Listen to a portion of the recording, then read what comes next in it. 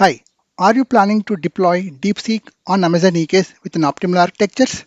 Yes, we are going to deploy Deepseek VLLM on Amazon EKS auto mode using GPU and inferential instances. Let's get started.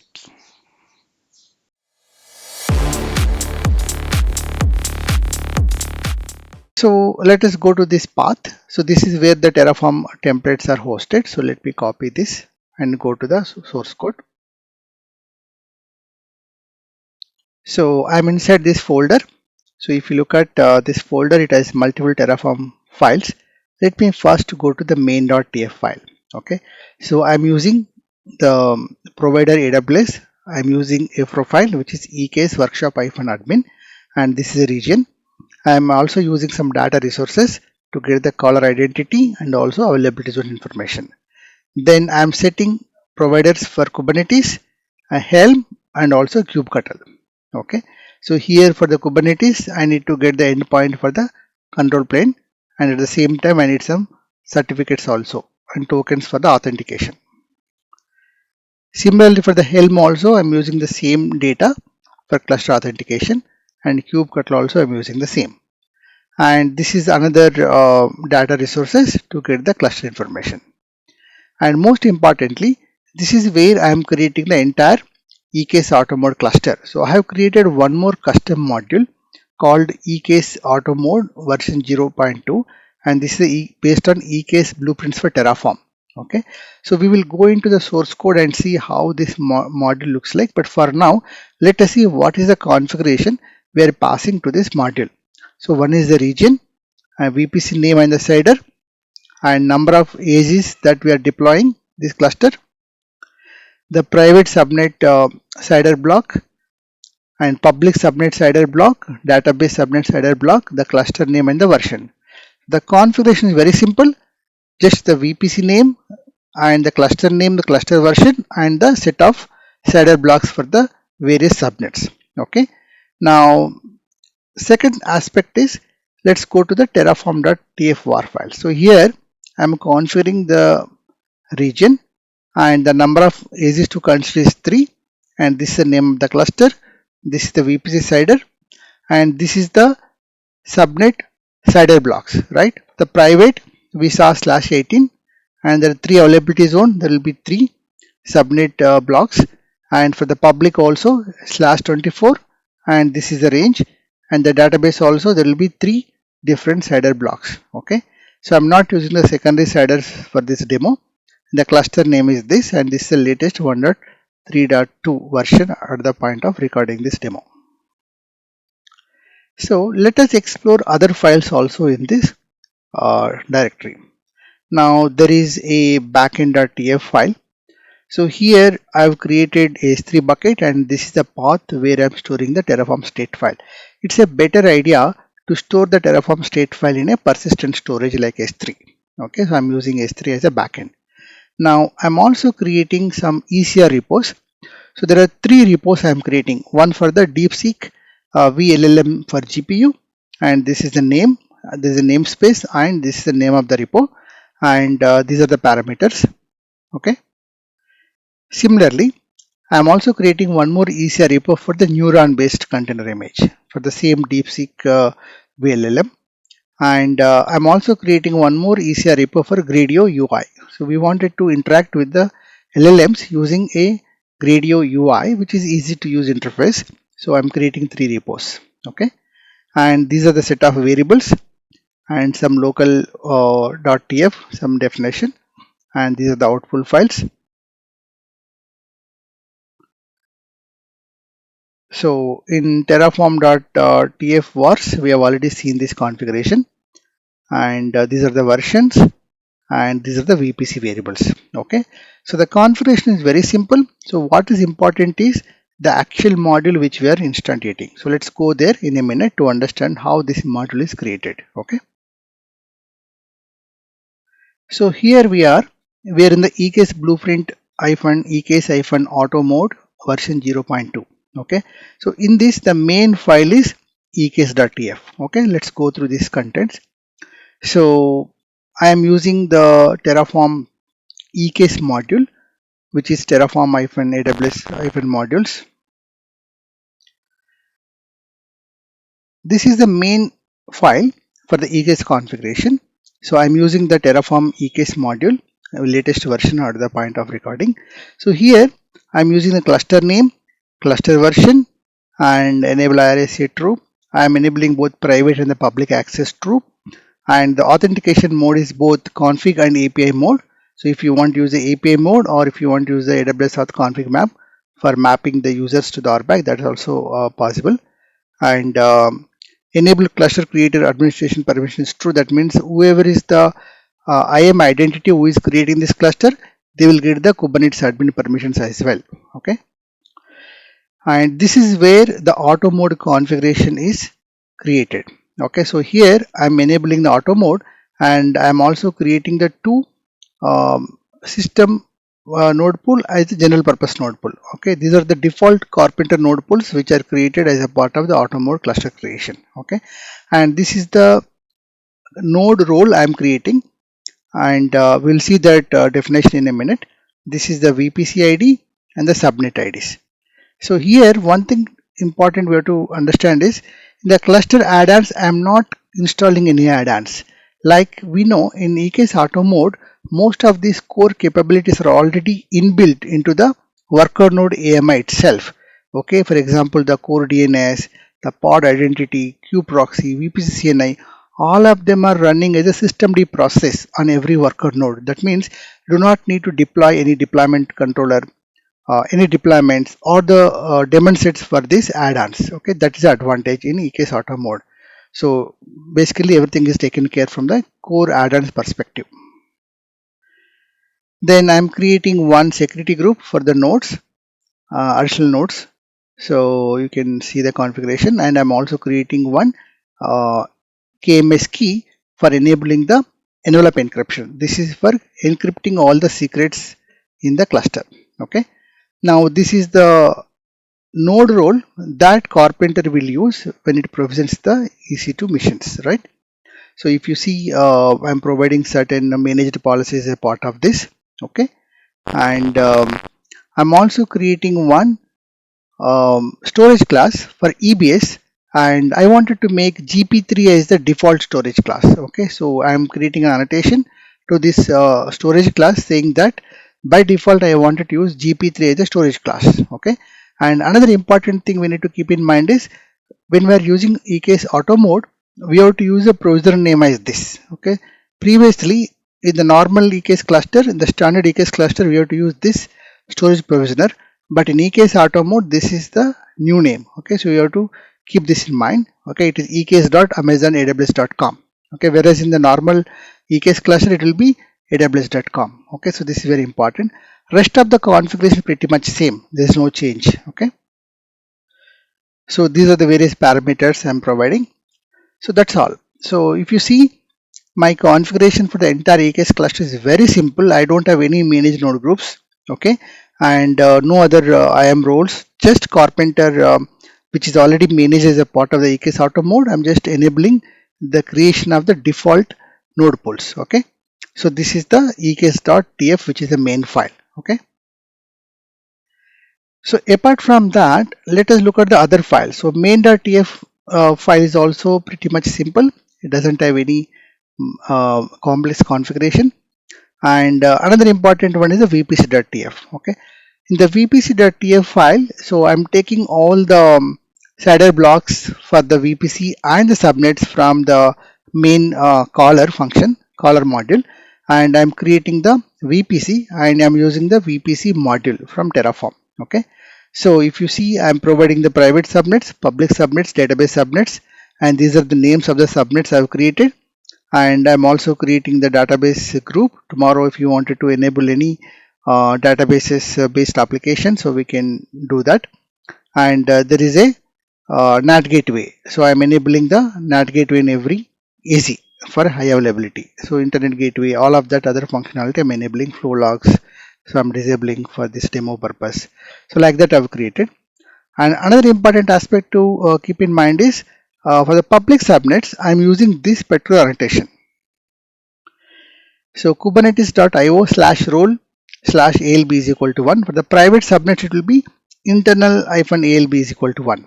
Okay, and I'm also using the carpenter dot discovery is equal to the cluster name. Okay, the VPC name and the cluster name are same, so carpenter will identify the subnets using these tags as well.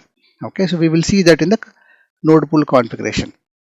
Okay, or node class configuration rather. So this is the VPC configuration, and we have seen the EKS, and the remaining are very straightforward. So just ignore this add-on AMP Grafana for now. We are not using this in this demo. EKS outputs, some outputs, variables and versions, and VPC outputs and VPC variable. That's it. It's a very simple and very elegant configuration using which you can create a production grade EKS auto mode clusters. That's what we will see. How to run complex AML workloads, training or inferentia, just using this simple configuration. Okay. Now let's go back to the instructions. So here we are. So let us run these commands TI and TP. TI stands for Terraform Init and TP stands for Terraform Plan. Okay. Now let me show you this. So we are in this particular folder where we can run the Terraform Init. Okay, I'll pause the video for a few seconds because this may take some while. So Terraform Init is done. Now I will run Terraform Plan. Let me pause the video. So Terraform Plan is also completed. Now let me run TAA, Terraform Apply with auto approve. Okay, so this is the command which will create the entire deployment. Okay. Okay, so Terraform apply completed, and this is the output. So as you see, the output contains various information about the configuration. So this is a cluster endpoint, cluster name, security group information, and the database subnet IDs, public and private subnet IDs. So here we will be creating the kube context for the EKS automotive cluster. So this is the command. So if you see the command, we are using the AWS EKS command, update-kube config, name of the cluster, the role, because we have created the cluster using this IAM identity, which is IAM role. Now some alias I am configuring for easy access, and this is the user alias. So I'll copy this. So let me first see the list of CRDs which are deployed as a part of the cluster creation. Okay. Now let us run these commands one by one to see what is created by default in the EKS auto mode. So these are the various CRDs created by default in the EKS auto mode. As you see, there's carpenter resources and some VPC resources and CNA resources. Okay, load balancer resources. Okay, and then we will see any nodes available in the cluster. Okay, so I'll run this command kubectl get node. So if you see kubectl get nodes, you don't see any nodes because as we saw in the EKS Terraform module, we have not created any managed node groups. Okay, so we don't see any nodes. This is expected. And then we'll also see the node pools. So copy this command, run the kubectl get node pools. So you see there are two node pools, general purpose and the system. And both of them are using the default node class. Okay, so the name of the node class is also default. Okay, and there are no nodes created right now, and both of them are ready. Okay, so these are the two default node pools, but we can create custom node pools also, that we will do as a part of this demo eventually. Now we will also see the get node class command.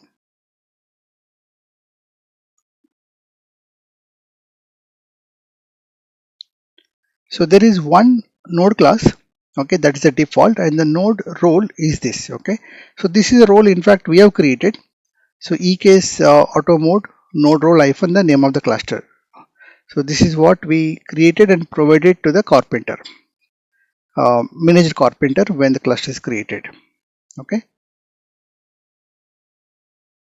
we will see some specification of the default node class. Let us understand how the default configuration looks like. So before we create our own custom node classes and node pools, let us understand how carpenter which is managed creates a default configuration, right? So if you see, so this is the kubectl get node class default. Okay, so if you see the API version is this important, and it is not easy to node class. It is a node class. Okay, if you look at the open source carpenter, it will be easy to node class, but for managed carpenter in the auto mode, it will be node class. Then in the specification, ephemeral storage we are configuring network policies, network policy event logs disabled. This is the role of the IAM role for the nodes that we wanted to use, and the security group, the cluster security group that is created automatically for the EKS cluster, and these are the subnets that we provided as a part of the cluster creation. Okay, SNAT policy by default is random. So this is the simple configuration. If you observe, there is no AMI configuration in the default node class configuration. Carpenter, which is managed in the EKS auto mode, uses the bottle rocket based auto, AMIs, which are auto AMIs. We don't have any configuration. There's no way to configure the AMIs. It's automatically selected because it's a completely managed offering, right? So that's important to note. Similarly, let's understand how the node pool configuration looks like. So kubectl get node pool general purpose YAML. So let me run that command to see how the configuration looks like. So this is the carpenter.sh.v/v1, same as open source carpenter. In the specification, there's a disruption budget. Okay, 10% disruption budget, consolidation after 30 seconds, and consolidation policy is empty or underutilized, and node class is referring to this. Okay, and the requirements on demand, and the instant category is basically C compute, general purpose and the memory intensive, and fourth generation and above. AMD instances, Intel instances we are using in the Linux. Okay, and there's a 24 hours grace period. So this is a simple configuration for the node pool. Okay. Similarly, for the system also, let us see how the configuration looks like. Okay, because general purpose and the system, both of them are same. There's only one difference between these two. So if you see the specification, there is a taints here. Okay, so it's a critical add-ons only. Only add-ons needs to be deployed here. So that's the reason there is a taint. So we have to add the toleration in the add-ons deployment if you want to ensure that those add-ons are deployed as a part of the system node pool. Okay. So we have seen the configuration for the node class and the node pool. So this is how the section ends. So what we will do is we run all these commands basically to see the various resources in the cluster. Now let us go to the EKS console and see the cluster, how it is created and the configuration, how it looks like. Okay, let's go to the EKS console. So this is the cluster AML-auto-mode 1. So if you see, this is the version, these are the default configuration. We have also configured a KMS key. Then in the resources, if you see, our particular IAM identity does not have access to the Kubernetes cluster, so you will not see all the resources. I'll skip this. If you go to compute, there are no nodes, right? Because we don't have any managed node groups created, and instead we have only two built-in node pools. Okay, general purpose and the system. Okay, and then networking is default. 3 subnets we have created in the private subnet, and we configured, and public and private add-ons. If you see, I have not deployed any add-ons because Carpenter is a managed one in the auto mode, and many other compute capabilities, storage capabilities, and networking capabilities are already inbuilt into the AMI itself. So there's no need to install the add-ons in auto mode. So that's it. It's pretty much a very simple cluster. We have not done any much configuration, but still we are able to deploy production ready AML workloads, right?